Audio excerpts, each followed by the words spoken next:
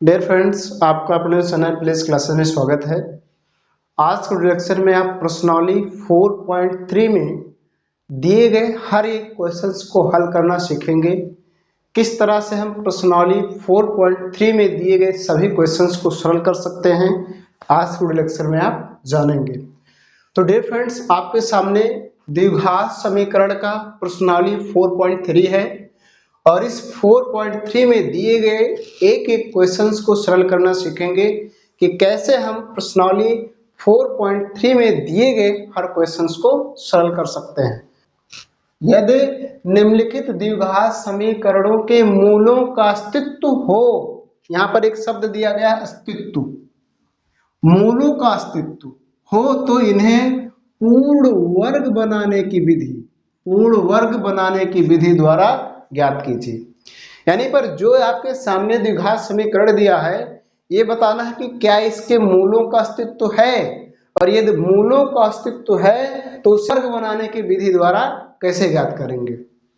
दिए गए समीकरणों में चेक करेंगे कि क्या मूलों का अस्तित्व है। यदि मूलों का अस्तित्व है तो उसे हम पूर्ण वर्ग बनाने की विधि द्वारा ज्ञात करेंगे।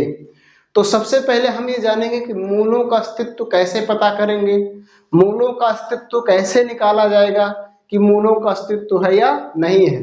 तो मूलों का अस्तित्व तभी होगा जब आप इस d का मान निकालिए। d को कहा जाता है विविधकर और इसका मान होता है d इक्वल टू होता है b स्क्वायर माइनस 4ac। तो इस पे आपको मान रखना है, यानी d का मान निकालना है। यदि d का मान 0 आ रहा है, ध्यान समझिएगा, यदि d का मान 0 आ रहा है यानी 0 से बड़ा है या 0 के बराबर है, तो आपका जो मूल होगा उसका अस्तित्व है। और यदि d का मान 0 से कम है यानी ऋणात्मक है तो मूलों का अस्तित्व नहीं है। d का मान यदि 0 है या 0 से अधिक है तो मूलों का अस्तित्व है, और यदि d का मान 0 से कम है यानी ऋणात्मक है तो मूलों का अस्तित्व नहीं है। ठीक है, तो एक एक क्वेश्चंस को हम सरल करना सीखेंगे कि कैसे इनको हमें सरल करना है। तो सबसे पहले क्वेश्चन नंबर 1 को देखा जाए तो यहाँ पर क्वेश्चन नंबर 1 डालेंगे और फिर हल डालेंगे, और हल डालने के बाद जो समीकरण दिया है उस समीकरण को तुलना करेंगे। तो लिखेंगे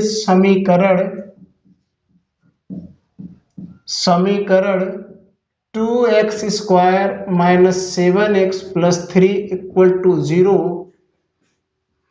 का व्यापक समीकरण यानी ax square plus bx plus c बराबर 0, ये द्विघात समीकरण का व्यापक रूप है। व्यापक रूप यानी दुनिया का कोई भी द्विघात समीकरण होगा तो इसी रूप का होगा, इसी फॉर्म में होगा और किसी फॉर्म में नहीं होगा। जहां ध्यान रखना, ये b और c जो है ये आपका r है, रियल नंबर है, वास्तविक संख्याएं हैं, और ये इक्वल टू नॉट 0 है यानी a का मान 0 नहीं हो सकता है।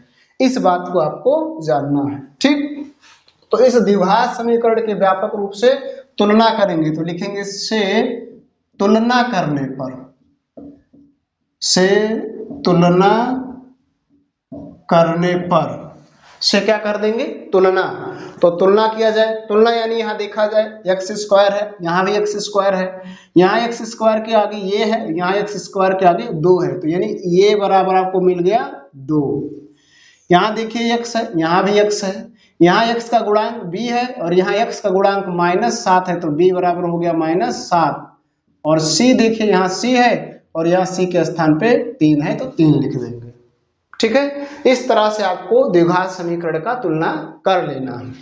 तुलना करने के बाद आप d को निकालेंगे तो यहाँ लिखेंगे, चूंकि d इक्वल टू क्या होता है b स्क्वायर माइनस 4ac, तो यहाँ पर रखेंगे b का मान देखिए -7 है, इसका वर्ग कर देंगे -4 गुणे a का मान 2 है और गुणे c का मान 3 है। माइनस का वर्ग प्लस होगा और 7 का वर्ग करेंगे तो हो जाएगा 49, और यहाँ पर -3 दूना 6 और 6 चौक हो जाएगा 24, घटाएंगे तो ये आ जाएगा 25, यानी d का मान आपको मिल गया 25। ठीक है, तो यहाँ लिखेंगे चूंकि डी का जो मान है वो 0 से क्या है, अधिक है। चूंकि डी का मान जो है 0 से अधिक है, इसलिए ये अतः कहेंगे, अतः इसके मूलों का अस्तित्व है। यानी मूलों का अस्तित्व है। मूलों का अस्तित्व कब होगा, जब d का मान 0 आए या 0 से अधिक आए, यानी जो मान आए वो प्लस हो, धनात्मक हो, ऋणात्मक ना हो, तो हम कहेंगे मूलों का अस्तित्व है। ठीक है, तो इसके मूलों का अस्तित्व है। तो आगे लिखा है यदि मूलों का अस्तित्व है तो पूर्ण वर्ग विधि द्वारा, पूर्ण वर्ग बनाने की विधि द्वारा ज्ञात कीजिए। ठीक है, तो अब इसको हम ज्ञात करेंगे। कैसे ज्ञात करेंगे, यहां पर देखेंगे, यहां लिखेंगे पूर्ण वर्ग बनाने की विधि द्वारा, पूर्ण वर्ग बनाने की विधि द्वारा मूल ज्ञात करना। क्या क्या ज्ञात करना है, मूल ज्ञात करना। ठीक है, पूर्ण वर्ग बनाने की विधि द्वारा मूल ज्ञात करना, यानी पूर्ण वर्ग विधि द्वारा मूल ज्ञात करेंगे। तो सबसे पहले समीकरण लिखा जाए, समीकरण यही है 2x square minus 7x plus 3 equal to 0, तो 0 लिख देंगे।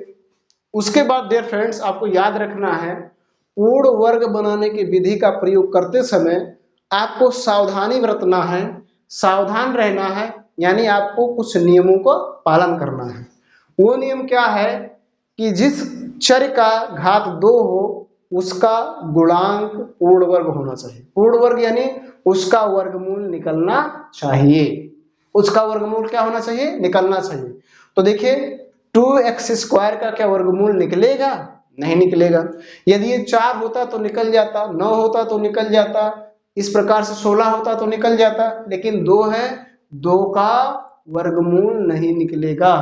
तो जब ऐसा हो वर्गमूल ना निकले तो दो तरीका है, या तो गुणा कर दीजिए या तो भाग कर दीजिए। या तो गुणा करके उसको पूर्ण वर्ग बनाइए या तो भाग करके उसको पूर्ण वर्ग बनाइए। तो आपको जो आसान लगे, जो सरल लगे, जो अच्छा लगे, जो सबसे बेहतरीन लगे, उस नियम का प्रयोग करके आप उसको पूर्ण वर्ग बनाएंगे। ठीक है, तो मैं क्या करूंगा, यहां पर सभी में 2 का गुणा कर देंगे। क्या कर देंगे, गुणा। तो यहां लिखेंगे दोनों पक्षों में 2 से गुणा करने पर, दोनों पक्षों में 2 से गुणा करने पर, ठीक है, गुणा कर देंगे। तो गुणा कर देंगे तो ये क्या हो जाएगा, 2 दूना 4x स्क्वायर माइनस 7 दूना 14x और प्लस ये हो जाएगा 3 दूना 6 और 0 में गुणा करेंगे तो 0 ही हो जाएगा। ठीक, ये आपने इसको पूर्ण वर्ग बनाया। अब क्या करना है डियर फ्रेंड्स, मैं यहां पर आपको एक ट्रिक बता रहा हूं। इस ट्रिक के माध्यम से आपको चलना है। पहले आप इस प्रकार से ब्रैकेट्स बना लेंगे, यहां पर एक लाइन खींचेंगे, इसके ऊपर घात 2 लगा देंगे। ध्यान से समझिएगा, ऐसा काम करना है आपको। ऊपर उस पद को लिखना है जो अपूर्ण वर्ग पद हो, यानी जिसका वर्गमूल ना निकल रहा हो। अचर पद को छोड़ना है, इस शिक्षक से कोई लेना देना नहीं है। कोई भी द्विघात समीकरण होगा उसमें जो अचर पद होगा उससे आपको कोई लेना देना नहीं है, ये याद रखना। तो इसको छोड़ देंगे तो बचा कौन, ये बचा। इसको आप चिन्ह के साथ यहां पर लिखेंगे, तो पहले लिख देंगे -14x। ठीक है, उसके बाद ध्यान देना 2 लिखना अपने तरफ से, करड़ी बनाना और करड़ी में उस पद को लिखना जिसका वर्गमूल निकल रहा है। तो इसका वर्गमूल निकल रहा है, इसको लिख देंगे, यहां लिखेंगे 4x स्क्वायर। ठीक है, इसी को हम सरल करेंगे, तो सरल करेंगे तो क्या बनेगा, -14x बटे 2 गुणे 4 का वर्गमूल 2 और x स्क्वायर का वर्गमूल x और इसका वर्ग है। ठीक, ध्यान से समझना, x से x काट देंगे और इस 2 से 14 को काट देंगे तो आपको मिलेगा -7 बटे 2 का वर्ग। -7/2 का वर्ग, समझ रहे हैं ना। आप क्या करना है, वर्ग करेंगे तो माइनस प्लस बन जाएगा और 7 हो जाएगा 49/4। अब ये जो आएगा उस दिए गए समीकरण में एक बार जोड़ना है और एक बार घटाना है। ठीक, तो इस समीकरण में क्या कीजिए, 4x² माइनस 14x प्लस 6 में एक बार 49/4 जोड़ दीजिए और एक बार 49/4 घटा दीजिए और बराबर लिख दीजिए 0। ऐसा क्यों करना है, ऐसा इसलिए करना है क्योंकि आप उसके रूप को बदल सकते हैं, उसके वैल्यू को चेंज नहीं कर सकते हैं। यदि इसको जोड़ा गया फिर घटाया गया तो इससे ये कैंसिल हो जाएगा, फिर हमको यही चीज मिल जाएगा और यही मिलना चाहिए। आप देखेंगे ध्यान से, इसमें क्या करेंगे, 4x² माइनस 14x और इसको इसके साथ लेंगे प्लस 49/4 और ये प्लस जो 6 है और माइनस 49/4 इनको एक साथ कर लेंगे। ठीक, अब इनको देखेंगे, इतने में हम देखा जाए तो जब एक माइनस हो और एक प्लस हो तो वो बनेगा a माइनस बी का होल स्क्वायर, और जब दोनों प्लस हो तो बनेगा a प्लस बी का होल स्क्वायर। लेकिन कैसे बनेगा, इसको तोड़ा जाए, देखिए देखिए 4 का वर्गमूल 2, x² का वर्गमूल x, वर्ग कर देंगे पुनः वही चीज मिल जाएगी। माइनस है माइनस 2 गुणे इसको लिख दीजिए 2x, ठीक है, गुणे लगाकर छोड़ दीजिए। ये जो है इसको यहाँ पर देखिए 49 का वर्गमूल 7 और 4 का वर्गमूल 2, वर्ग कर देंगे पुनः यही चीज मिल जाएगा और इसी चीज को यहाँ पर आप लिख दीजिए। देखिए क्या ये आएगा 14x, तो आएगा कैसे, 2 से 2 कट गया, इस 2 से इस 2 को काट देंगे और 7 दूना 14, फिर पुनः हमको 14x मिल जाएगा। यानी ये आपका 2 रहेगा यहाँ पर और यहाँ पर ये भी 2 रहेगा। ये समझने के लिए आपको मैं बता रहा हूँ। ठीक, आगे समझेंगे। यहाँ पर प्लस जो है इनका हर एक है, एलसीएम लेंगे तो 4 आएगा। ठीक, गुणा करेंगे 6 चौक 24 के 4 होगा, माइनस 49 ही रहेगा, वो बराबर आपका हो जाएगा 0। ठीक है, इस पोर्शन से आपको कोई लेना देना नहीं है, ये रफ कार है, इसको कहीं भी आप कर सकते हैं। डियर फ्रेंड्स, अब इतना आपने समझा। आप देखिए यहाँ क्या बना, ये स्क्वायर माइनस 2 ये और इसको b² तो ये b है, माइनस ये square minus 2ab plus b², तो एक कोष्ठक में क्या हो जाएगा, a माइनस बी का होल स्क्वायर। a के स्थान पे है 2x और माइनस b के स्थान पे है 7/2, तो इसका क्या हो जाएगा स्क्वायर। और यहाँ देखेंगे ये प्लस है, ये माइनस, प्लस माइनस घटेगा, कौन सा चिन्ह लगाएंगे, जो बड़ा होगा, बड़ा आपका 49 है इसलिए माइनस लगा देंगे। 49 में से 24 घटाएंगे तो आपका आ जाएगा 25/4 बराबर आपका ये हो गया 0। इसको और समझिए, 2x माइनस 7/2 का वर्ग है, माइनस लगाएंगे 25 का वर्ग 5 और 4 का वर्ग 2, फिर इनका वर्ग कर देंगे, सॉरी वर्गमूल, फिर उनको वर्ग करेंगे वही चीज मिल जाएगा। अब डियर फ्रेंड्स, आपने पढ़ा होगा पहले कोष्ठक में, sorry a² minus b², a² minus b², ये फॉर्मूला होता है। a² माइनस b² बराबर होता है एक कोष्ठक में a प्लस b और दूसरे कोष्ठक में होता है a माइनस b।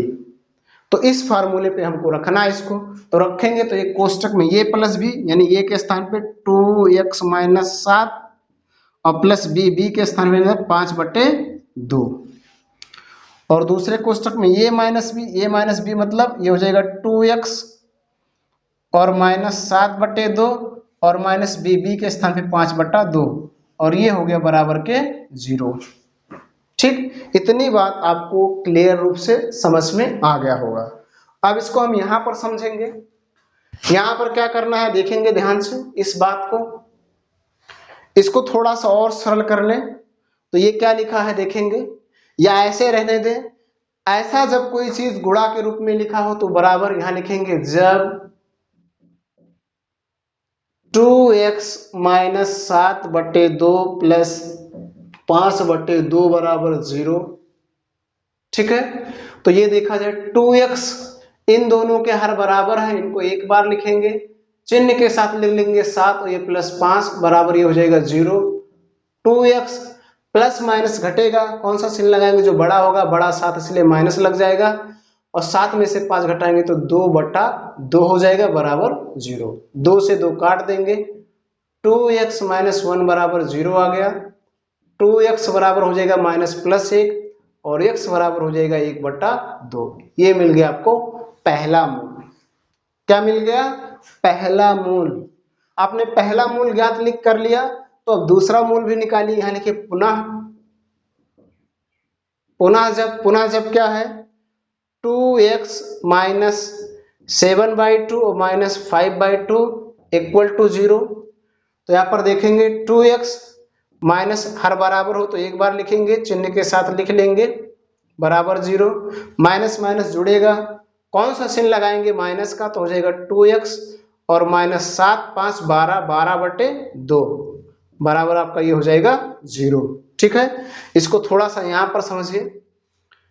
2x और इसको इससे 12 को 2 से काट देंगे तो हो जाएगा माइनस 6 बराबर 0। 2x बराबर हो जाएगा प्लस माइनस से प्लस हो जाएगा, x बराबर हो जाएगा 6/2, तो x का भाग देंगे 2 में तो आ जाएगा 3, यानी x का मान आ गया 3। तो ये हुए मान।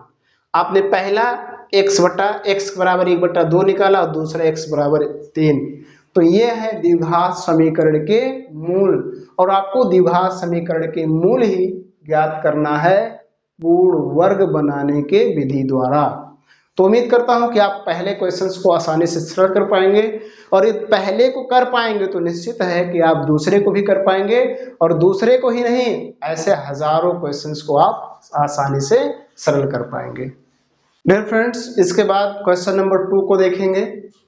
क्वेश्चन नंबर 1 का क्वेश्चन नंबर 2 है, सेम वही काम करना है। सबसे पहले हल डालेंगे, फिर जो समीकरण होगा उसका हम व्यापक समीकरण से तुलना करेंगे। तो लिखेंगे समीकरण क्या है, 2x² plus x minus 4 equal to 0 का ax² plus bx plus c बराबर 0 से तुलना करने पर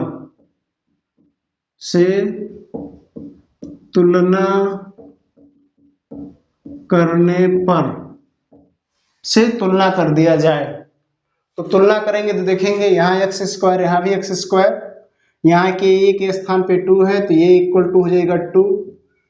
b, यहाँ देखिए b बराबर क्या हो जाएगा, यहाँ x है, यहाँ भी x है, यहाँ 1 इसका गुणांक 1 है तो b बराबर 1 हो जाएगा, और c बराबर देखिए यहाँ -4 है तो -4 लिख देंगे।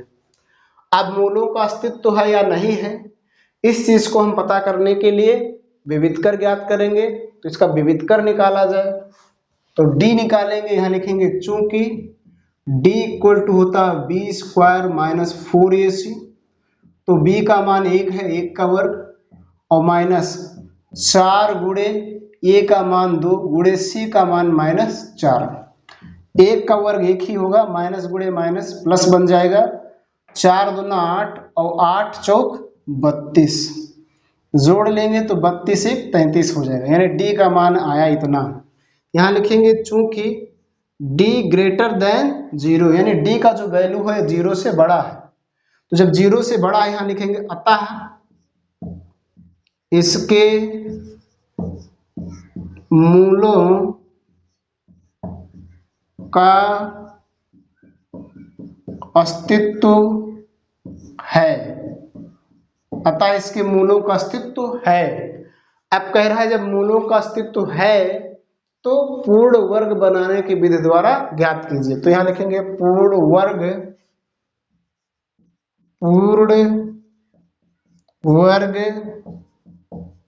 बनाने की विधि द्वारा मूल ज्ञात करना। पूर्ण वर्ग बनाने की विधि द्वारा मूल ज्ञात करना। सबसे पहले समीकरण लिखेंगे, क्या लिखा है 2x² plus x minus 4 equal to 0।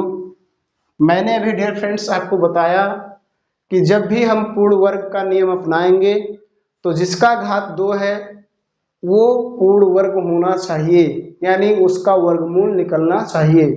तो देखेंगे इसको 2x², x² का वर्गमूल निकाल सकते हैं लेकिन 2 का वर्गमूल नहीं निकाल सकते हैं, इसलिए हम सबसे पहला जो काम करेंगे वो करेंगे पूर्ण वर्ग बनाने का काम। किसको पूर्ण वर्ग बनाएंगे? x² को। x² है उसका जो गुणांक है उसको बनाएंगे, यानी इस पूरे पद को पूर्ण वर्ग बनाना है। पूर्ण वर्ग बनाना मतलब इसका पूरे का वर्गमूल निकलना चाहिए। तो इसके दो तरीके हैं, मैंने अभी आपको बताया। आप गुणा करके भी कर सकते हैं और भाग करके भी कर सकते हैं। आपकी इच्छा हो तो गुणा कीजिए, आपकी इच्छा हो तो भाग कीजिए, दोनों तरीकों से आप कर सकते हैं। तो मैं क्या करूंगा? गुणा करूंगा। क्या करूंगा? गुणा। तो गुणा कितने का कर दें? 2 का कर दें तो ये 4 बन जाएगा और 4 का वर्गमूल 2 होता है। तो यहां लिखेंगे दोनों पक्षों में 2 से गुणा करने पर, दोनों पक्षों में 2 से गुणा करने पर, तो गुणा करेंगे तो ये हो जाएगा 2 दूना 4 है। डायरेक्टली लिख दे रहे हैं, डायरेक्ट लिख दीजिए 2 दूना 4x² प्लस यहाँ हो जाएगा 2x माइनस 4 दूना 8 और 0 में करेंगे तो 0 हो जाएगा। ठीक, इतना काम करने के बाद अब यहाँ पर मेन पॉइंट्स है जो आपको समझना है। मेन पॉइंट्स ये है कि इस प्रकार से आप एक ब्रेकर्स बनाएंगे, उस ब्रेकर्स में एक लाइन खींचेंगे और इसके ऊपर घात 2 लगाएंगे। ठीक है, अब क्या करना है? यहाँ पर आप उस पद को लिखना है जिसका वर्गमूल नहीं निकलेगा, यानी अपूर्ण वर्ग पद। अपूर्ण वर्ग पद यानी अचर पद को आपको नहीं लिखना, ये ध्यान रखना है। यानी आपको 8 नहीं लिखना है, तो इसके सिवाय इसमें अचर पद के सिवाय और कौन सा पूर्ण वर्ग है? तो ये है 2x। तो चिन्ह के साथ लिखेंगे, चूंकि प्लस है तो प्लस लिखने की जरूरत नहीं है। फिर 2 करड़ी में उस पद को लिखेंगे जिसका वर्गमूल निकल रहा है, तो इसका निकल रहा है तो इसको लिख देंगे। तो यहां से 4x²। अब ध्यान से समझिए, थोड़ा सरल कीजिए, तो ये हो जाएगा 2x बटे 2 गुणे 4 का वर्गमूल 2 और x² का वर्गमूल x और इसका वर्ग। तो 2x से 2x कट गया, ऊपर क्या बचा? ध्यान से समझिएगा, ऊपर बचा 1, नीचे बचा 2। इसका वर्ग कर देंगे, 1 का वर्ग 1 ही होगा और 2 का वर्ग हो जाएगा 4, यानी आपको मिला क्या है? 1/4। जो 1/4 ये आया है, इस द्विघात समीकरण में इसको एक बार जोड़ना है और एक बार घटाना है। इस द्विघात समीकरण में इसको एक बार जोड़ दीजिए और घटा दीजिए। तो यहाँ पर लिखेंगे 4x² plus 2x minus 8 plus 1/4 और माइनस 1/4 बराबर 0। मैंने अभी आपको बताया ऐसा क्यों किया जाता है, क्योंकि ऐसा करने से आपको उसके रूप में केवल परिवर्तन करना है, ना कि उसका वैल्यू चेंज कर देना है। क्योंकि आपने पढ़ा है कि 2 + 2 = 4 होता है, तो आप ये ऐसा नहीं कर सकते कि 2 + 2 = 6 हो जाएगा। ठीक है, तो ऐसा करने के लिए या इसका रूल क्या है कि आप 2 + 2 4 लिखे हैं, तो ऐसा भी कर सकते हो, इसमें एक 2 और बढ़ा दो और इसमें भी एक 2 बढ़ा दो, तो दोनों बराबर हो गया, यानी ये भी 6 है ये भी 6 है। तो रूप तो इसका चेंजिंग हो गया, फॉर्म चेंज हो गया, लेकिन इसका वैल्यू चेंज नहीं हुआ है। उसी प्रकार से इस समीकरण का केवल फॉर्म चेंज हुआ है, इसके वैल्यू में कोई डिफरेंस, कोई अंतर नहीं है। तो ये आपको काम करना है। ठीक, अब आगे समझेंगे इस बात को, हम यहाँ पर और डिटेल से समझेंगे। डियर फ्रेंड्स, इस काम को यहाँ पर हम करेंगे, जो प्रोसेस है, प्रक्रिया आपका है क्या है? 4x² लिख देंगे, 4x² प्लस क्या लिखा है? 2x लिख देंगे प्लस 2x।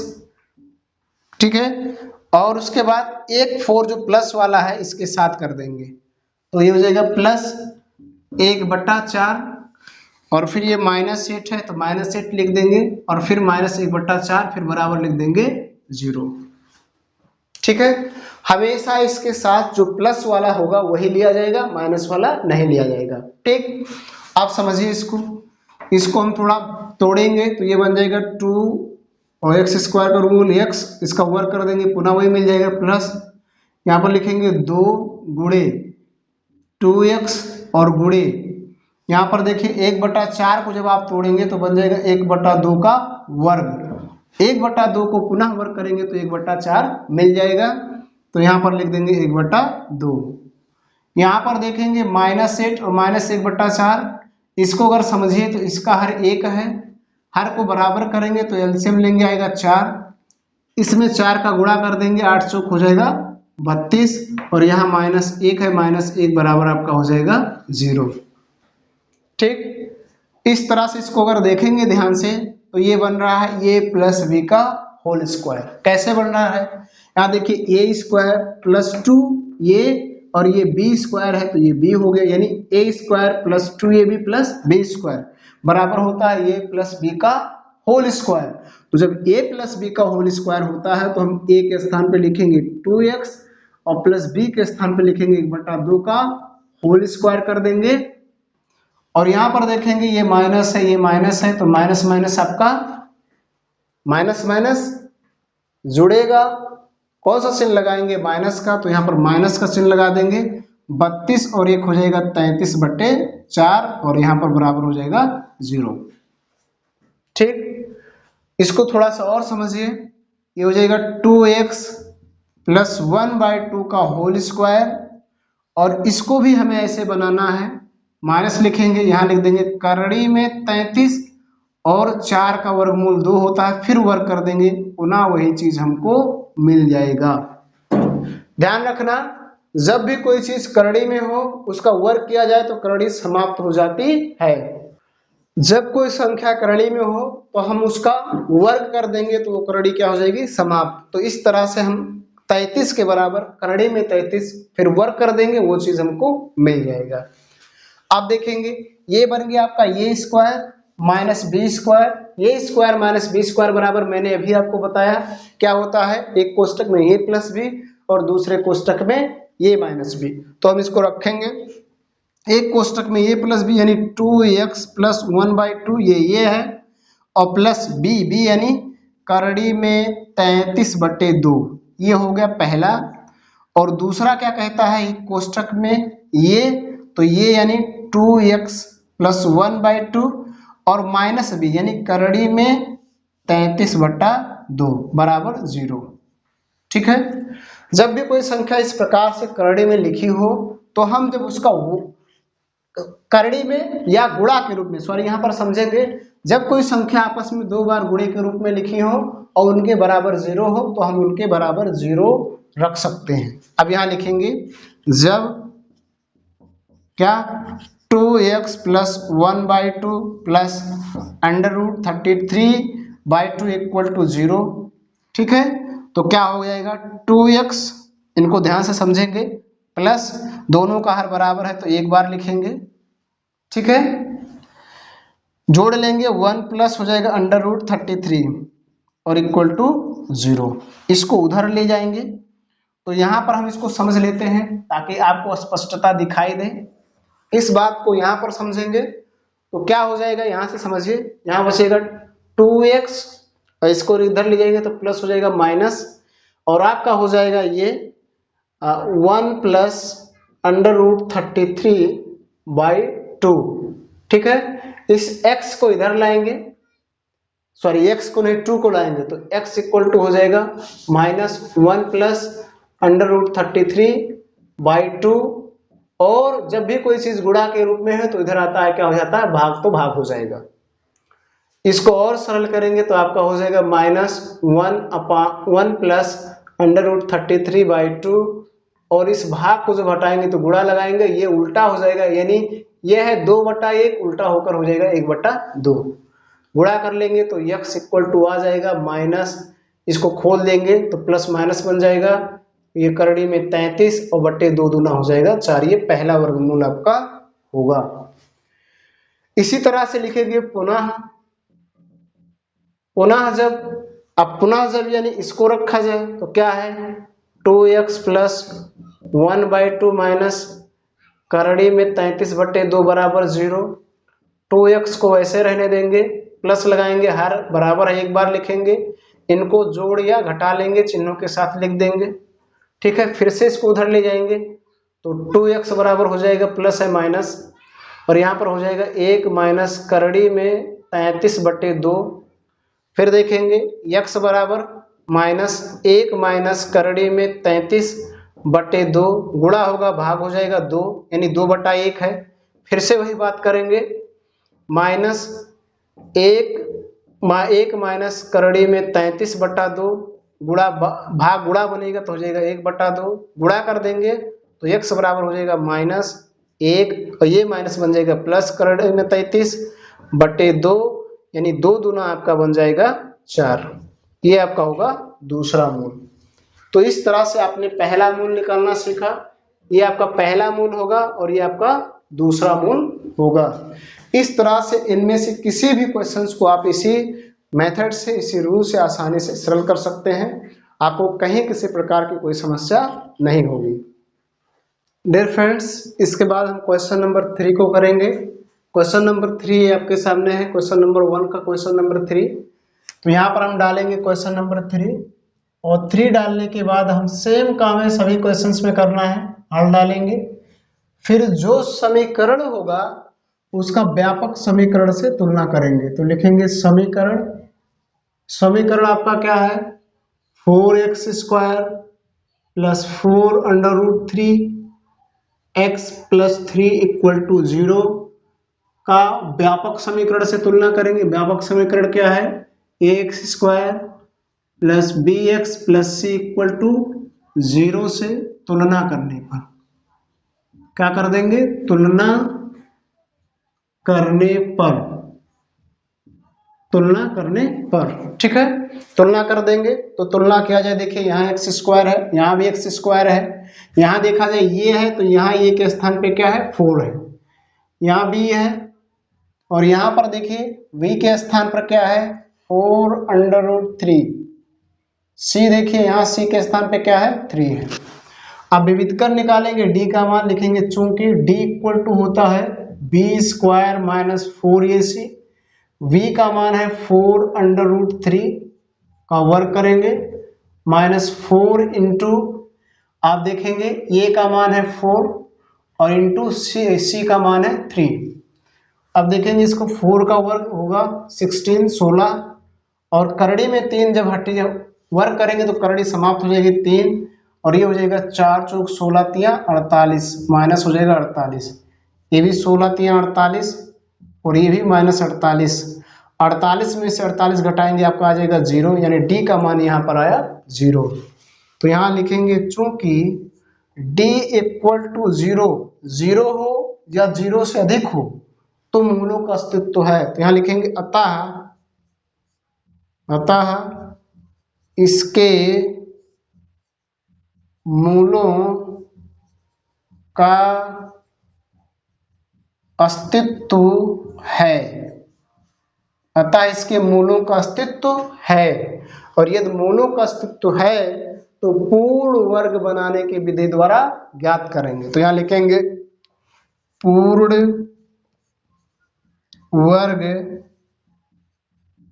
बनाने के विधि द्वारा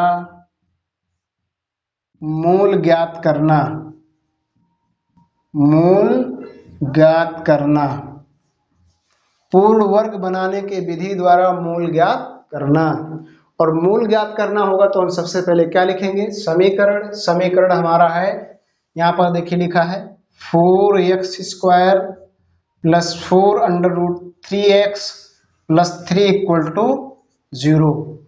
पूर्ण वर्ग बनाने की विधि का जब भी अनुपालन करेंगे, जब भी इसको लगाएंगे तो सबसे पहले हम देखेंगे जिसका घात 2 है उसका गुणांक जो होना चाहिए वो पूर्ण वर्ग होना चाहिए, यानी उसका वर्गमूल निकलना चाहिए।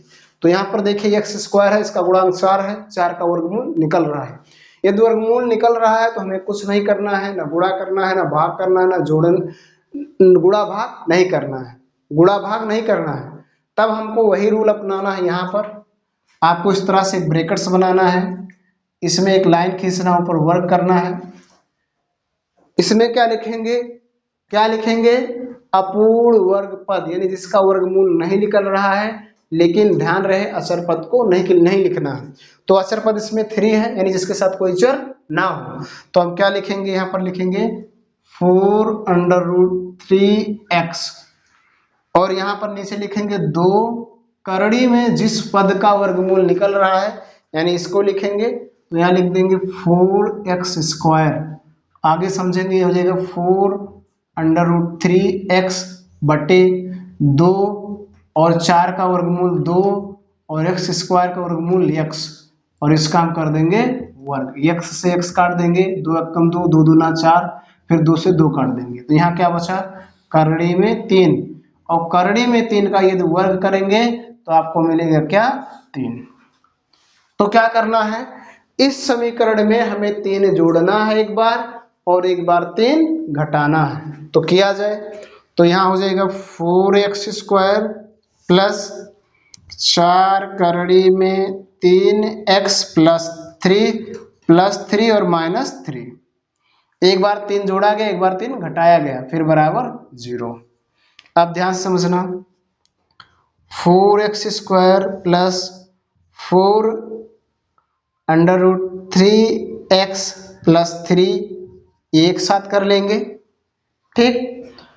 और यहाँ पर समझेंगे ये है, एक प्लस है एक माइनस है, तो ये समझेंगे इसको, एक प्लस माइनस है, तो इसको हम क्या कर देंगे, खत्म कर देंगे। यानी यहाँ पर हम इसको फिनिश कर दिए, तो यहाँ पर आ गया 0, क्योंकि प्लस माइनस घट जाएगा, फिनिश।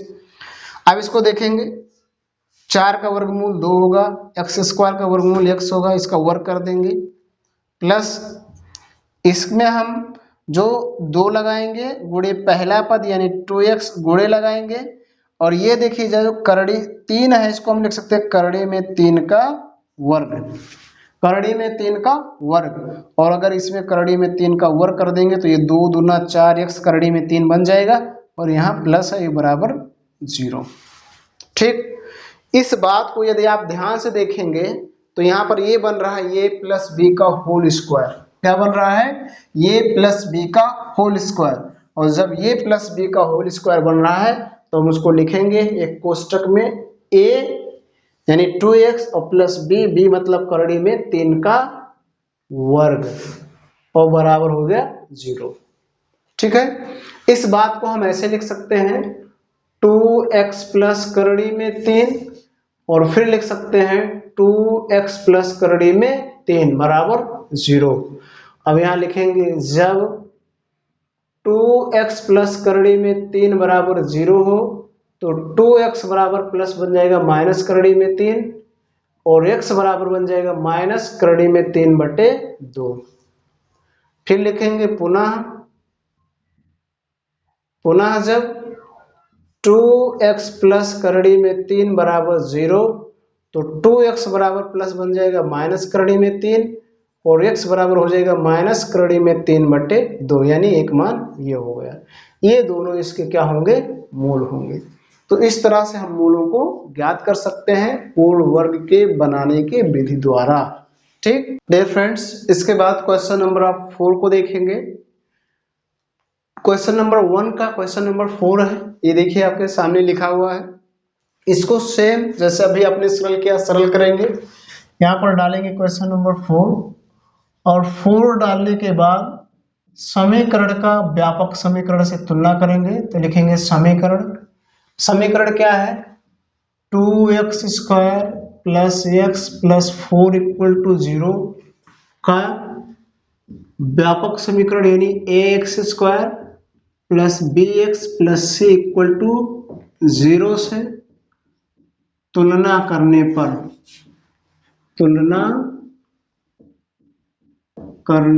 पर क्या कर देंगे, तुलना। तो तुलना किया जाए, यहाँ देखिए x², यहाँ भी x², यहाँ ये और यहाँ ये के स्थान पे है 2, तो लिख देंगे 2। b, यहाँ देखिए x, यहाँ भी x, यहाँ b है, यहाँ b के स्थान पे कुछ नहीं है तो 1 होगा। c, यहाँ c के स्थान पे है 4। अब हम d निकालेंगे यानी विविधकर निकालेंगे। d = होता b² - 4ac, b का मान 1 है, 1 का वर्ग कर देंगे, माइनस 4 गुणे a का मान 2 गुणे c का मान 4 है, 1 का वर्ग 1 ही होगा, माइनस 4 दूना 8 चौक 32, प्लस माइनस घटेगा, कौन सा सेल लगाएंगे जो बड़ा होगा, बड़ा 32 इसलिए माइनस यहाँ पर आ जाएगा 31, यहाँ लिखेंगे चूंकि d का मान जो है वो 0 से छोटा है, d का मान आपके पास 0 से छोटा है, अतः इसके मूलों का अस्तित्व नहीं है। जब d का मान 0 से छोटा होगा तो मूलों का अस्तित्व नहीं होगा, यानी अतः इसके मूलों का अस्तित्व नहीं है, अस्तित्व नहीं है, सॉरी नहीं है लिखना है नहीं, नहीं है। इस तरह से इनको हमें सरल करना है।